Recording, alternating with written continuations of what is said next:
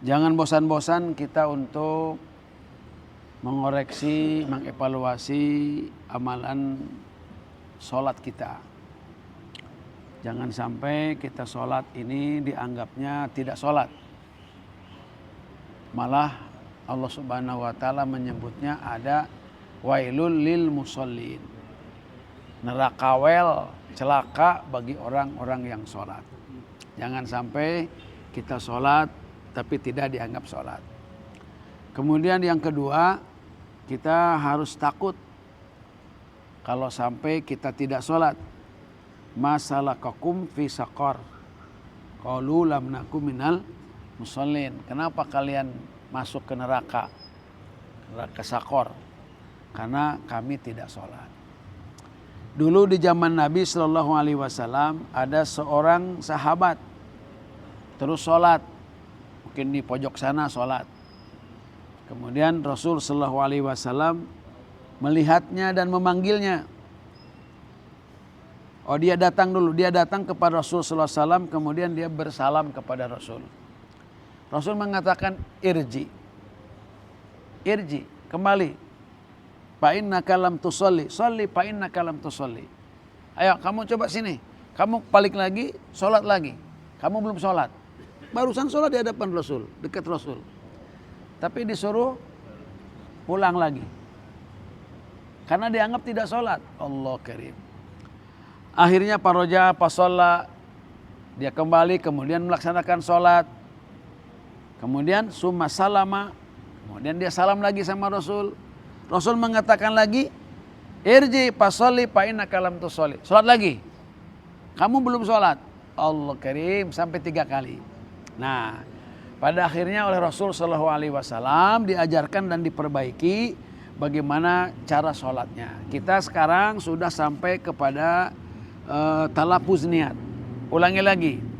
Persiapan yang pertama, ya, kita ada azan, ada qomat, tidak usah dibahas lagi. Yang kedua adalah kita persiapan untuk berdiri melaksanakan sholat.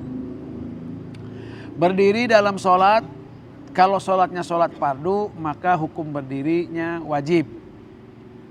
Berdirinya wajib. Kalau sholatnya sholat sunnah, walaupun dia sanggup berdiri, maka berdirinya sunnah.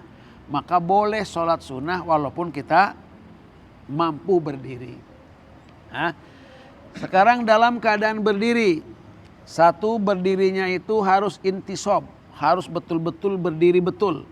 Jangan ada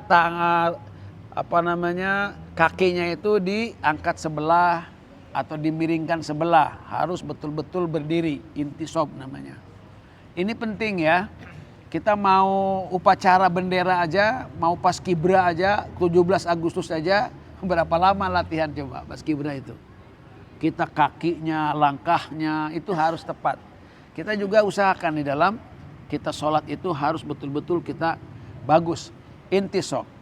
Kemudian yang kedua, kita arahkan ke kiblat. Kaki kita arahkan ke kiblat. Jangan kita sembarangan, kita arahkan kakinya kita ini ke kiblat. Ini dalam rangka melaksanakan kesunahan. Ya, kesunahan. Tidak berarti kalau tidak begitu nggak sah, bukan ya. Tapi ini dalam rangka kerapihan aja, dalam rangka ketertiban, dalam rangka kebagusan. Dan kita ini adalah kitab yang membahasnya adalah mengenai syarah 500 sunnah di antara sunnah-sunnah sholat menurut mazhab Imam Syafi'i. Nah, kemudian coba kita renggangkan kaki kanan dengan kiri itu kira-kira 1 jengkal. Ya, kira-kira 1 jengkal. Kalau tidak 1 jengkal, maka kira-kira kita satu telapak tangan. Jangan terlalu direnggangkan, jangan terlalu dirapatkan atau ditempelkan. Oke, coba berdiri. 1 berdirinya, karena kiblatnya ke sini, katakan kiblatnya ke sini.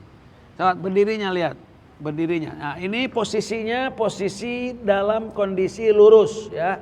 Jangan begini, jangan begini. Nah, jangan begitu ya. Diusahakan jangan begini, diusahakan. Karena kita diharapkan kaki kita ini supaya menghadap ujung jarinya itu ke kiblat. Kita ini diharapkan jari kita ini ya, jari kita baik itu tangan ataupun kaki ini ke kiblat nih, ke kiblat gini. Terus kalau kita duduk juga atau sujud nih, ini usahakan ke kiblat tuh. Ini ke kiblat tetap. Ini dalam ke kiblat. Terus nanti kalau kita nanti duduk begini, ini tetap ke kiblat. Nah, kemudian ketika duduk 7 ini tetap ke kiblat kaki kita. Kemudian ketika sujud juga kita nanti ini ke kiblat. Kemudian juga ketika kita ngangkat ini, kita ini usahakan ini semuanya juga ke kiblat. Oke. Ini begini, sejengkal. Coba ukur sejengkal kira-kira ada. Ya, sejengkal atau satu tangan gini. Coba satu tangan.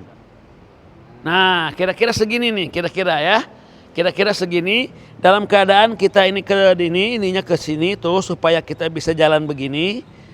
Dan usahakan jangan begini. Was ya. Jangan terlalu apa namanya. Ini karena kita ini badan kita ini sejengkal. Sejengkal. Jadi ini jangan lebih, jangan gini, jangan. Hah? Jangan gini. Nanti juga kalau nanti terjadi ruku, sujud, nanti ini akan renggang. Pada akhirnya kalau begini nanti hanya nginjak orang.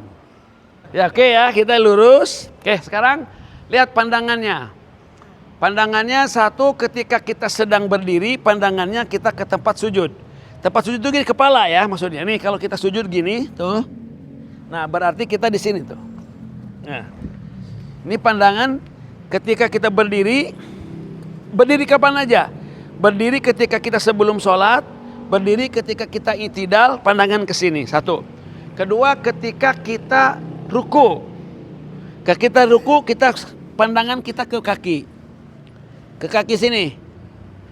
Ketika sujud, pandangan itu kita ke hidung. Dan ketika duduk begini, pandangan kita ini ke jari. Ketika kita nanti berisyarat, maka pandangan itu ke isyarat. Ulangi, pandangan. Ketika sedang berdiri, maka pandangannya ke arah tempat kita sujud. Terus. Ketika sedang ruku, maka mengarah kepada ujung kaki, ujung jari kaki. Kemudian ketika sujud mengarah kepada hidung, dan ketika duduk di antara dua sujud atau sedang tasyahud mengarah kepada ujung jari tangan. Ya, sudah duduk. Nah, itu dalam posisi kita berdiri. Kemudian kalau sudah berdiri, kita usahakan kita ini bersiwak. Kita akan bersiwak. Siwak yang kita pakai, kalau siwak yang menurut nabi-nabi terdahulu, karena Nabi Adam saja itu disyariatkan bersiwak. Dan Allah Subhanahu wa taala menyediakan pertama kali siwak itu adalah kayu zaitun. Kayu zaitun. Zaitun itu agak pahit, itunya agak hitam, keras ya zaitun. Pertama kali pohon yang disiapkan oleh Allah Subhanahu wa taala untuk para nabi itu zaitun. Karena zaitun ini ininya bisa pakai untuk suci, daun-daunnya bisa jadi minyak, kemudian itu buahnya juga bisa jadi minyak. Baik minyak nanti untuk balur, kemudian untuk minyak rambut, kemudian juga bisa untuk makan. Dan sekarang itu jadi obat itu namanya zaitun. Yang kedua kayu arak, kayu irak kayak gini. Kayu arak namanya. Nah, ini usahakan itu juga sama dengan sejengkal. Ini udah kurang sejengkal karena sudah dipotong-potong. Karena udah lama ya. Tekan sejengkal, jangan terlalu besar, jangan terlalu pendek. Usahakan.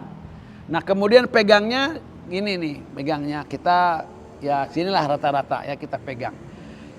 Kenapa? Karena Rasul Shallallahu Alaihi Wasallam itu sangat dianjurkan. Malah malaikat Jibril mewasiatkan bersiwak itu luar biasa. Terus siwak bisa ke kiri ke kanan, kemudian bisa ke depan dan juga lak-lakannya. Lak-lakannya disiwaki. Yang kedua, siwak itu kata Nabi bisa melahirkan keridhaan Allah, kemudian juga bisa membersihkan mulut dan gigi. Kemudian karena kita mau menyebut nama Allah, karena kita mau berkomunikasi dengan Allah, jangan sampai gigi kita itu banyak jigong ya. Yang kedua, jangan sampai mulut kita bau. Ya, malah kata Nabi, man akala hazi sajaroh fala yaqrabanna musallana. Jangan kalau kamu mau sholat jangan makan sajaroh. Sajaroh itu pohon artinya sajaroh. Sekarang di Arab itu sajaroh itu artinya kretek, rokok. Jadi wayahna kalau mau sholat itu jangan ngerokok. Jangan. Jadi kalau sudah wudhu jangan ngerokok. Silakan kalau mau ngerokok terserah itu namanya. Tapi kalau sudah wudhu, kita bersiwak, kita mau nyebut nama Allah.